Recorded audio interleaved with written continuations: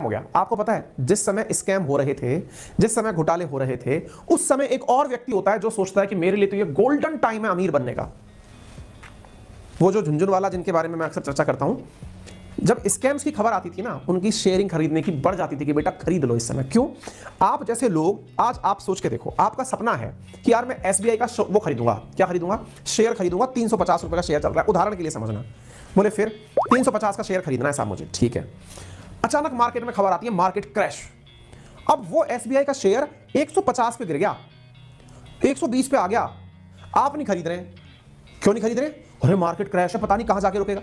अरे समझदार प्राणी, जब तुम पहले 350 पे खरीदने के लिए तैयार थे तो अब तो ज्यादा अच्छा है ना, वही शेयर 150 में मिल रहा है। अब क्यों नहीं? नहीं नहीं नहीं, नहीं मार्केट बढ़ेगा तब मैं खरीदूंगा। हमारे मन में जो हमारी मानसिकता है ना, वो हमारा बहुत बड़ा दुश्मन है। कैसे? हम मार्केट की अच्छी चीजों को, भाई इसका भाव बढ़ रहा है खरीद ले, बढ़ता भाव हमको मिल जाएगा। जबकि कॉमन सेंस क्या कह रहा है? जिसका भाव एक दिन में 350 से 150 पे आया है, रियल मायने में ये तो घबराहट के कारण नीचे आया है। अगर मान लो ये वापस अपनी यथास्थिति पर भी पहुंच गया तो कितना देके जाएगा? आपको मैं बताऊं, मेरे बहुत से मित्र ऐसे हैं, उनसे कभी मैं आपको संवाद के दौरान मिलवाऊंगा भी, जो ट्रेडिंग में इन्वॉल्व होते हैं। उनकी जो सबसे बड़ी नेचर है वो क्या है? बोले जिस समय मार्केट टूटने की खबर आती है, बोले उस दिन हम दिन भर में काफी बड़ा रोकड़ा बना के खड़े हो जाते हैं, पैसे बना लेते हैं। क्यों? जब टूट रहा है, दाम नीचे जा रहा है, दाम नीचे जा रहा है, तो हम उस समय खरीद लेते हैं चीजों को। अगले दिन मार्केट फिर सुधरेगा, हमने उस दिन बेच दिया, इंट्राडे कर दिया, सेम डे पे ट्रेडिंग कर दी। बोले मार्केट के अंदर जब नुकसान हो रहा होता है तो सब लोग नुकसान में नहीं होते हैं। जिसको थोड़ी भी जानकारी है वो तो उस समय इन्वेस्टमेंट करता है। वॉरेन बफेट जैसे लोग तो बोलते ही हैं कि इट्स द गोल्डन टाइम। भाई वास्तविकता है कि वो इन्वेस्टमेंट का सबसे राइट टाइम है। आज आप सोच के देखो ना, मुझे एक दिन के अंदर यदि ये मौका मिले कि ये 60,000 की वस्तु 10,000 की रह गई एक दिन में, और इतने दिन का इतिहास मार्केट का बताता है कि वो चीज भविष्य में 10,000 की तो नहीं रहेगी, मेरे लिए तो गोल्डन टाइम है खरीदने का। उस समय खरीदूंगा उसको, और उस समय वो, मैं तो कह रहा हूं यथास्थिति भी मत पहुंच भाई, तो 60 का 30 पे भी पहुंच गया तो भी मैं मुनाफा कमा गया। लोग जब स्कैम्स या इनके अंदर भगदड़ मचाते हैं ना, उस समय ही एक समझदार आदमी लूटने की योजना बना रहा होता है कि अब बेटा भर ले, जो बोरी भर ले। समझ गए?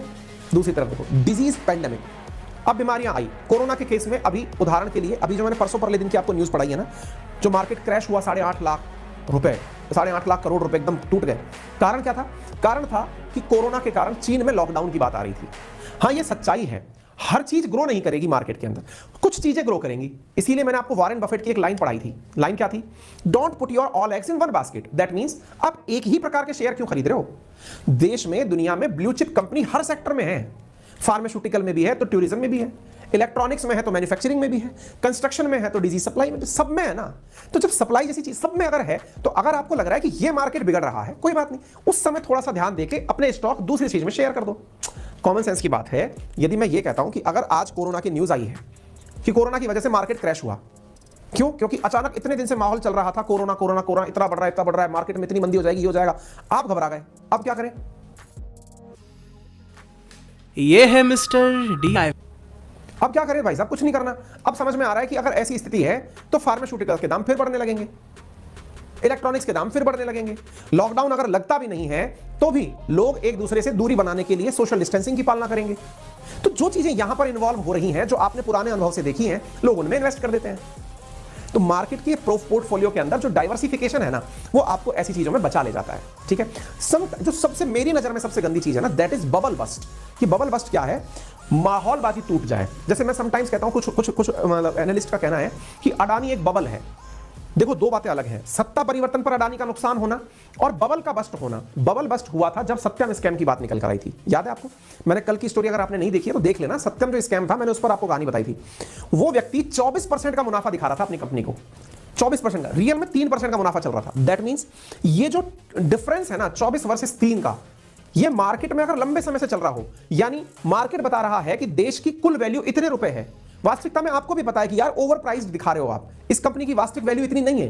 भाई मैं अगर ये कहता हूं कि शेयर असल में है क्या, आपका शेयर उस कंपनी की रियल वैल्यू दिखाने का तरीका है।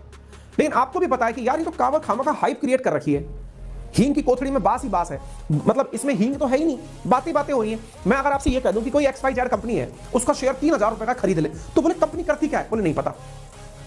यार कंपनी का प्रोफाइल तो दिखा रहा है कि उसको मुनाफा नहीं हो रहा है। मतलब नहीं पता खरीद लो। ये बस्ट की निशानी है कि आप जबरदस्ती में इसलिए अनपढ़ लोगों को उल्लू बना रहे हैं। और अनपढ़ में अक्सर उन्हें कहता हूं जिनको फाइनेंशियल लिटरेसी नहीं है। आपको कितने भी प्रकार की लिटरेसी हो, मार्केट के लिए आप अनपढ़ हैं यदि आपको ये नहीं पता है कि कंपनी में इन्वेस्ट करने से पहले कंपनी के बारे में पता होना चाहिए। कुछ लोग ये बढ़ रहा है खरीद ले, ये घट रहा है उतार दे, वहां बबल बस्ट जो है ना वो बहुत बड़ी सेंसिटिव चीज है। और इसके लिए तो आप यही मानकर चलें कि बहुत ज्यादा सिक्योर हो आप कि भाई साहब मुझे इस कंपनी के बारे में सब कुछ पता है। और इसका सबसे अच्छा तरीका है जो हाई डिविडेंड शेयर कर रही होती हैं कंपनियां वो, या फिर जो अपने सेक्टर की ब्लू चिप कंपनियां हैं, यानी कि जो बेस्ट कंपनी है, जैसे कि मैं जैसे पेंट के अंदर कोई बेस्ट कंपनी हो सकती है, तो कोई फूड में बेस्ट कंपनी हो सकती है, उनके इन्वेस्टमेंट अक्सर सेफ इन्वेस्टमेंट माने जाते हैं जो लंबे समय से चली आ रही है। जैसे इंडिया के इतिहास के साथ साथ टाटा का इतिहास चला आ रहा है, तो सेफ कंपनियां हैं कि भाई कुछ भी होगा तो ये तो कम से कम बचा ही लेंगी। उस तरह से तो ये यहां पर आपको ट्रस्ट का या फिर पुराने समय का फायदा मिल जाता है। ठीक है, तो मतलब ट्रेड वॉर्स हो गई, जैसे अचानक पता चल रहा है कि अमेरिका ने चाइना के ऊपर सैंक्शंस लगा दिए, अगेन ओहो सैंक्शन लग गए, बेचो बेचो। क्यों बेचो भाई? क्या एक ही तरीका निकल के आता है कि बेच दो, मतलब डर आ गया बेच दो। ये तो युद्ध छोड़ने की हरकत हो गई ना। मतलब जो अपना सेक्टर छोड़ के भागता है, जो अपने फील्ड को छोड़कर भागता है, डरपोक होता है ना वो। मार्केट में डरपोकों की जगह नहीं होती है। आपकी अर्थव्यवस्था पर नुकसान होता है, निवेशकों की हेल्थ को नुकसान होता है, कई तरह के नुकसान होते हैं। और सबसे बड़ी चीज यहां पर ध्यान रखना, जब बिकवाली हो रही होती है ना तो सारे लोग बुल बन बियर बन के एक्टिवेट हो जाते हैं, इसको और नीचे लेके जाओ, बेचो बेचो बेचो, भगदड़ सी मच जाती है जैसे कोई। और ये बुल बियर क्या है, ये मैंने इसके ऊपर सेशन किया हुआ, आप चाहो तो देख लेना एक बार। दुनिया में बहुत बार मैंने आपके लिए एक रेफरेंस लिया, एक बार आप देख लो। इतने सारे मतलब यहां पर आपको क्रैश दिख रहे हैं, ठीक है, यहां पर आप वैल्यूज देख लीजिए, क्रैश की वैल्यू दिख रही है, कितने सारे क्रैशेस हैं। इन क्रैशेस के बाद रिकवरी देखो आप एक बार, कोई सा भी क्रैश उठा लो, मार्केट मैंने कहा 10% से नीचे क्रैश में कंसीडर किया जाता है, यहां तो सब 20% से ऊपर वाले हैं। इनके सामने रिकवरी देखो आप। यदि मैंने यहां पे 22% देखा तो 39% की रिकवरी, 28% 76% की रिकवरी, 30% 267% की रिकवरी कई टाइम्स ज्यादा। तो घबराना क्यों है? इतिहास गवाह है कि क्रैश के अगेंस्ट में कभी लगातार स्लम नहीं चला, रिकवरी तो हुई है।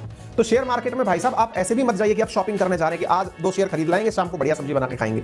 इन्वेस्टमेंट टाइम के हिसाब से अगर आप कर रहे हैं तो फिर ये आपके लिए अच्छी चीज होगी। दैट मींस आप स्थिर रह करके इस पर निर्णय लें, अपने आप को पूरी तरह से एडिक्वेट रिसर्च के बाद ही इन्वेस्टमेंट में उतारें और अपनी पोर्टफोलियो के अंदर पूरी तरह डाइवर्सिटी रखें।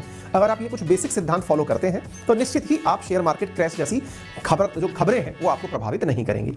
उम्मीद है कि आप सभी साथियों को ये जानकारियां लाभप्रद